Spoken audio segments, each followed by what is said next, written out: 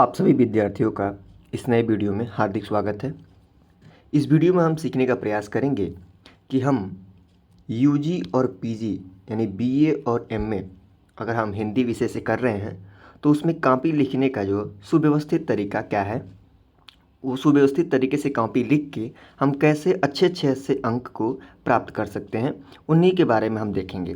देखिए, कॉपी तो हम लोग लिखते हैं, बहुत सारे विद्यार्थी लिखते होंगे कॉपी, तो वो अच्छे अंक नहीं प्राप्त कर पाते, संतोषजनक नहीं अंक प्राप्त कर पाते और बाद में मन ही मन में सोचते रहते हैं कि हमने कॉपी इतने अच्छे से लिखा भी, फिर भी जो है वो संतोषजनक नंबर नहीं मिल पाया जिसकी हम क्या करते थे, कल इच्छा शक्ति रखे थे।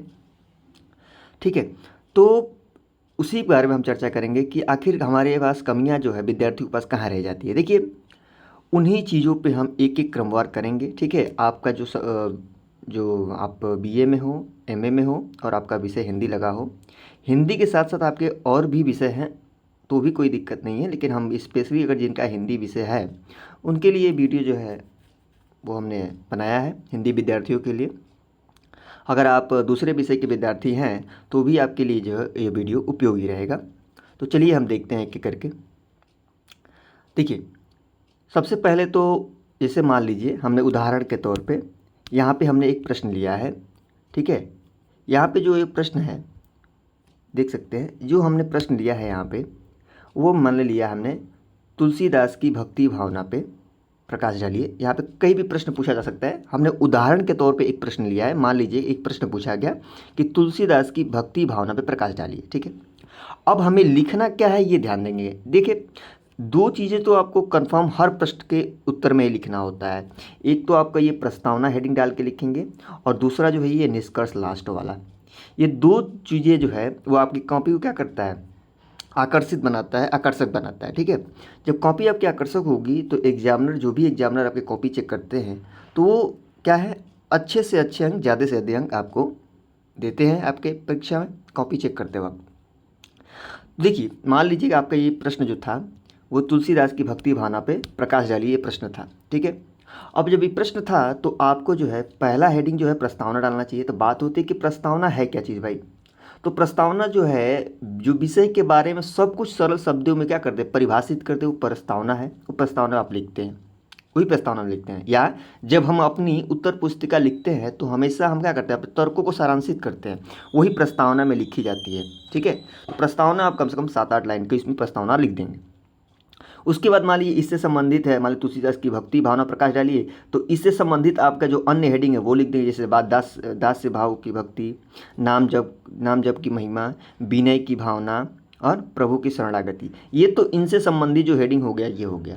उसके बाद जो है ये निष्कर्ष जो है ये आपको लास्ट में लिखना होता है। ये निष्कर्ष बहुत ही महत्वपूर्ण होता है। अब भाई निष्कर्ष क्या चीज़ है इसके बारे में हम देखेंगे। देखिए, निष्कर्ष का मतलब होता है जो भी हम लिखे हैं, यानी लिखे गए उत्तर को अंतिम भाग का क्या है, परिणाम होता है। यानी जो भी हम उत्तर लिखे रहते हैं उस उत्तर का क्या होता है, अंतिम परिणाम होता है। इसमें हमारे द्वारा लिखी गई उत्तर का सारा जो है सार बताया जाता है। ठीक है, निष्कर्ष क्या होता है भाई, एक बार और हम बताने का प्रयास करेंगे इसमें कि हमारे लिखे गए हमारे उत्तर का अंतिम भाग का परिणाम होता है। ठीक है, उसका उत्तर का अंतिम भाग का क्या है, उसका परिणाम होता है।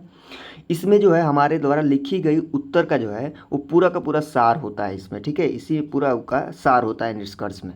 ठीक है, निष्कर्ष भी आप 7-8 लाइन का लिख देंगे। ठीक है, कहने का मतलब है इस तरह से जब आप कॉपी लिखते हैं, जब आप यूजी और पीजी की यानी बीए और एमए की हिंदी की, तब जाके जो है आपके अच्छे अंक जो है वो प्राप्त होते हैं। ये कॉपी लिखने का जो है वो सुव्यवस्थित तरीका है। जब आपको अच्छे अंक कभी प्राप्त होंगे, जब आपके अच्छे अंक कभी तभी प्राप्त होंगे, कब, जब आप जो है इन हेडिंग के तरह आपका सुव्यवस्थित क्रम से जब लिखे रहेंगे तब आपको अच्छे अंक प्राप्त होते हैं।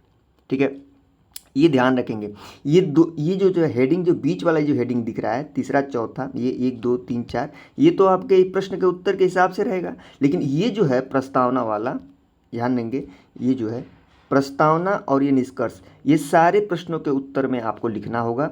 और ये जो है ये अब अलग अलग उत्तर के हिसाब से, अलग अलग प्रश्नों के उत्तर के हिसाब से अलग अलग ये परिवर्तन होते रहते हैं। ठीक है, तो आपको प्रस्तावना जरूर लिखेंगे हर प्रश्नों के उत्तर लिखते समय, और निष्कर्ष जरूर लिखेंगे। बाकी जो है उससे संबंधित जो भी हेडिंग होते होंगे वो आप लोग अपने प्रश्न के हिसाब से लिखेंगे बीच में जाएंगे। हमने एक उदाहरण के तौर पे प्रश्न लिया था, उस हिसाब से हमने इसको हेडिंग बनाया था। लेकिन आप प्रस्तावना और निष्कर्ष हर प्रश्न के उत्तर में आप लिखेंगे। शुरुआत करते हुए प्रस्तावना शुरू करेंगे और अंत करते हुए निष्कर्ष से अंत करेंगे। ठीक है, इधर आएंगे। ठीक है, इसी पे हम एक बार और समझाने का प्रयास करेंगे इसके कि हिंदी के लिखित वाले प्रश्नों को लिखते समय यानी प्रारंभ किससे करते हैं, प्रस्तावना से, जब ही समझाया, और उत्तर का जो अंत जो है वो निष्कर्ष से कर देंगे। ठीक है, प्रस्तावना जो पता ही है, फिर से एक बता देते हैं प्रस्तावना क्या है। भाई जो विषय के बारे में सब कुछ सरल शब्दों में परिभाषित करता हो वही प्रस्तावना है। ठीक है, या हम अपने उत्तर पुस्तिका में लिखते हैं तो हमेशा हम अपने क्या तर्कों को यानी सारांशित करते हैं, वो प्रस्तावना के अंतर्गत आता है। निष्कर्ष क्या है भाई, निष्कर्ष वही है कि लिखे गए अपने उत्तर का अंतिम भाग का क्या है, परिणाम होता है, यानी हमारे द्वारा लिखे गए उत्तर का क्या है, अंतिम भाग का क्या होता है, परिणाम होता है। इसमें हमारे द्वारा लिखे गए उत्तर का सार जो है वो बताना होता है, सार जो है सार होता है। ठीक है, ये आपका निष्कर्ष हो गया। अब प्रस्तावना ये जरूर लिखेंगे, यानी हिंदी वाले प्रश्नों को लिखते समय, हिंदी के लिखित वाले प्रश्नों शुरुआत किससे करेंगे, आपको प्रस्तावना से, अंत किससे करना है तो निष्कर्ष से करना। ध्यान रखेंगे जब भी आप हिंदी के विद्यार्थी हैं तो आप इन जो हेडिंग को जरूर रखेंगे। शुरुआत जो है आपका प्रस्तावना से होगा, उसके बाद बीच में जो अन्य उससे संबंधित हेडिंग रहेंगे और लास्ट वाला जो हेडिंग होगा वो निष्कर्ष होगा। ध्यान रखेंगे, या तो आप BA में हो या MA में हो, या आप इस दोनों हेडिंग को जरूर लिखेंगे शुरुआत और अंत में। ठीक है, अब बाद में बीच वाला जो हेडिंग होगा वो अपने प्रश्न के हिसाब से होगा। तो ठीक है, उसके बाद जो है अब लिखने का जो मेन तरीका है उस पर ध्यान देने के।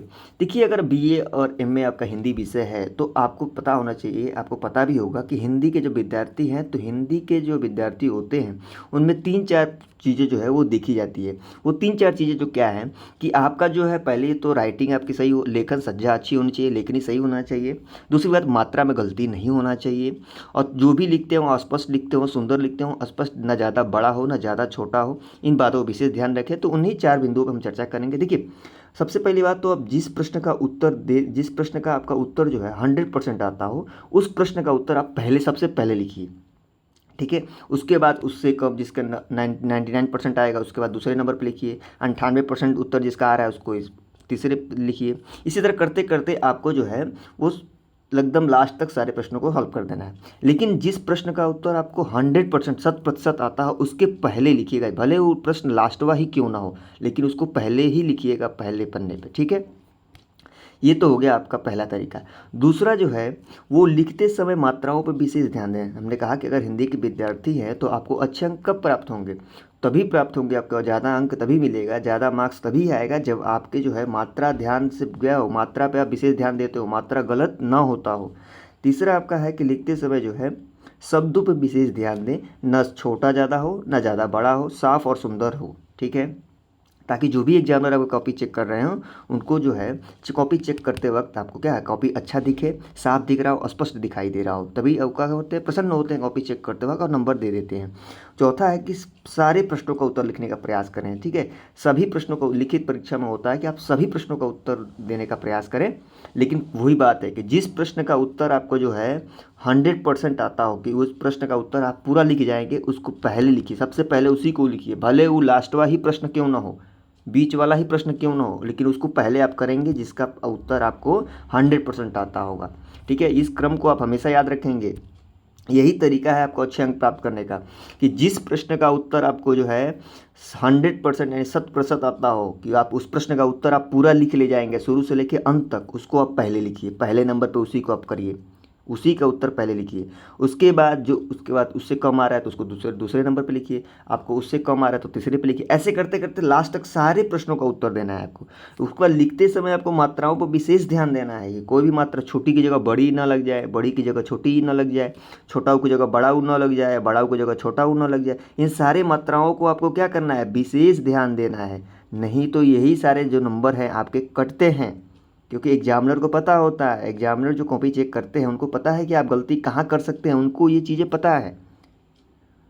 उनकी कलम वहीं रुक जाती है जहाँ उनको पता है कि आपकी गलती यहाँ हो सकती है, तो वहीं वो कॉपी क्या करते हैं, चेक करते हैं बहुत बारीकी से, क्योंकि उनके पास अनुभव, बहुत कई सालों का अनुभव होता है कॉपी चेक करते वहाँ। ठीक है, तो इस बात पर ध्यान देंगे, मात्रा विशेष ध्यान देंगे।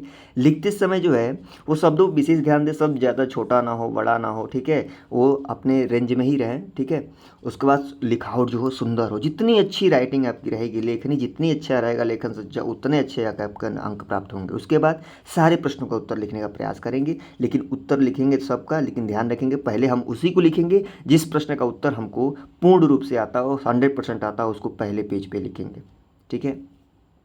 तो आपको इस वीडियो के माध्यम से ये बताने का प्रयास था कि जो है आप कैसे अच्छे अंक प्राप्त करेंगे। हिंदी के विद्यार्थी हैं, जैसे हिंदी एक साहित्य का विषय है, तो आपको पता ही है कि हिंदी का जो है वो इन सारी बातों पे विशेष ध्यान देना पड़ेगा कि आपको जो है मात्रा, ठीक है से, उसके बाद उत्तर लिखने का जो तरीका है, फिर उसके बाद छोटे शब्द ना हो, ज़्यादा बड़े ना हो, ठीक है, मात्रा गलत ना हो, इन सारी चीज़ें जो है वो हिंदी के विद्यार्थियों को होना चाहिए, ताकि जब तभी आपको अच्छे अंक प्राप्त होंगे।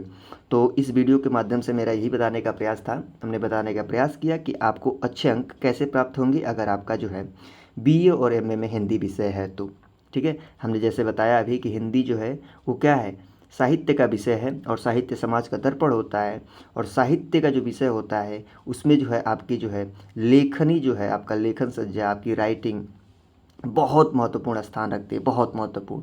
मात्रा गलत ना हो, राइटिंग में विशेष ध्यान दें, इससे आपको अच्छा अंक प्राप्त होगा, ठीक है। इन्हीं सब बातों के साथ फिर हम मिलेंगे अगली वीडियो में किसी अन्य नई जानकारी के साथ। तब तक के लिए धन्यवाद।